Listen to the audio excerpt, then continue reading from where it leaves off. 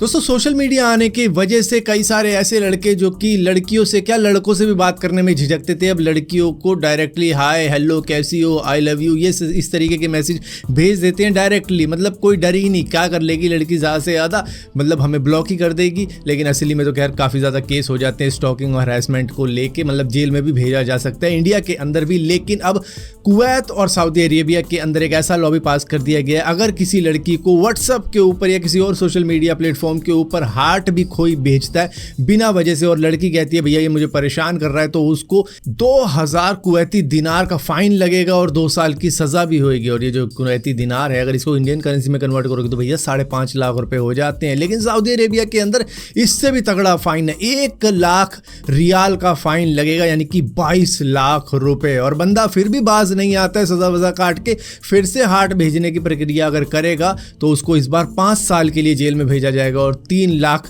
Saudi riyal का fine उस पर लगाया जाएगा। तो भैया मेटा से अपील तो यही रहेगी कि भैया हार्ट का इमोजी हटा दे, खाम में ज़िंदगी बर्बाद हो जाएगी वहाँ के लोगों की।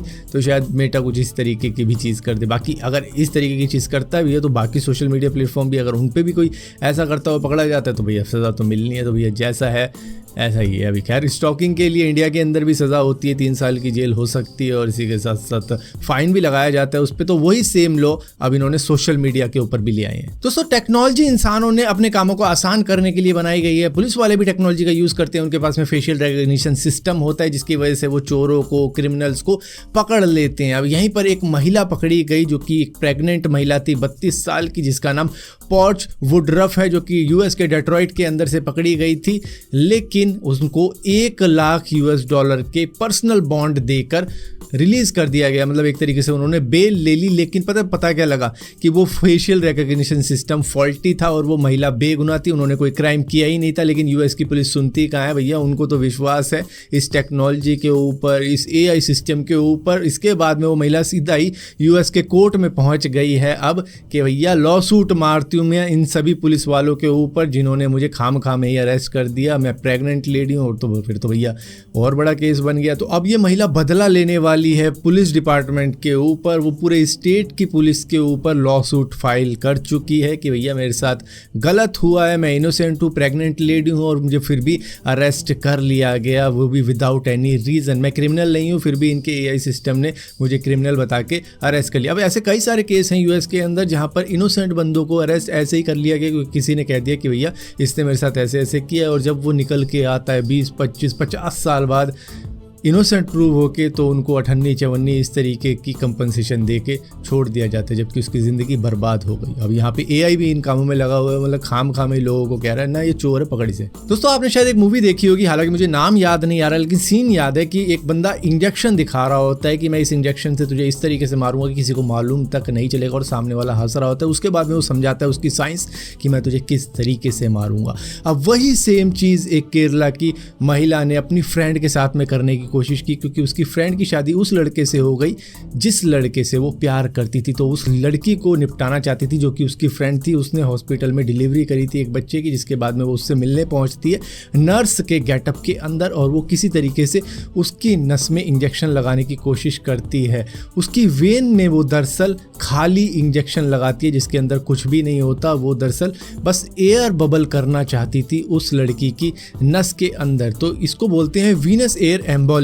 अब ये जो बबल नस के अंदर डाल दिया, वो एयर डाल दी, तो वो एक बबल क्रिएट कर देती है जिसकी वजह से ब्लड ब्लॉक भी हो सकता है, या फिर वो जो बबल है वो ट्रैवल करता करता आपकी आर्टरीज में भी पहुंच सकता है, जिसके बाद में वो कहलाएगा आर्टरी एयर एम्बोलिज्म। अब देखो वेन्स और आर्टरी में फ़र्क क्या होता है। जो आर्टरी होती है ना वो हमारे शरीर के काफ़ी ज़्यादा डीप होती है, लेकिन वेन्स हमारी मतलब स्किन से भी दिख जाती है कि ये हमारी नसें फूली फूली सी हैं।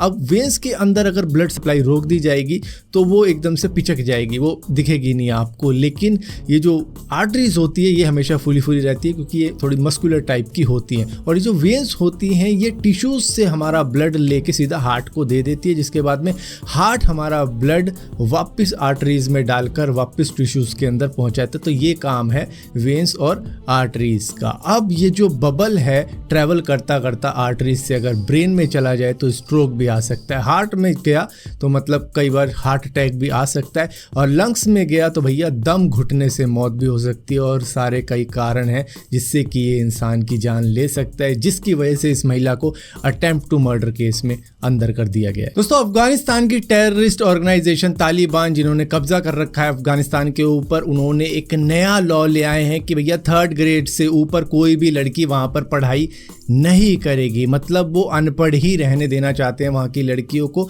इससे पहले क्या था, 6th ग्रेड तक लड़कियां पढ़ लिया करती थी। तालिबान के आने के बाद में भी मतलब उन्होंने इस तरीके का रूल बना दिया था कि लड़की 6ठी तक पढ़ जाएगी, बस इतना पढ़ेगी। लेकिन कई लोगों ने प्रोटेस्ट कर दिया इसको लेकर भी कि भैया इतना भी क्यों पढ़ा रहे हो, तो उन्होंने अब इसको 3rd ग्रेड तक कर दिया है, जिसके बाद में काफ़ी ज़्यादा बवाल वहाँ पे मच रहा है। कई सारे स्कूल के सहपाठियों ने अपनी बहनों का सपोर्ट करने के लिए, अपनी साथियों का सपोर्ट करने के लिए प्रोटेस्ट किया। उन्होंने एग्ज़ाम ही बॉयकॉट कर दिए कि भैया हमें एग्ज़ाम देने ही नहीं है यहाँ पे। दोस्तों, कार आपने बहुत सी देखी होगी, लेकिन इस तरीके की कार शायद ये आपने देखी हो। आप कहोगे भाई तो कबाड़ में पड़ी हुई बॉडी पड़ी है, मतलब नीचे का हिस्सा काट दिया। नहीं भैया, ये चलती है, इसके अंदर टायर भी है। ये वर्ल्ड लोएस्ट ड्राइवेबल कार है जिसको इटली के एक बंदे ने बनाया। ये फिएट पांडा है।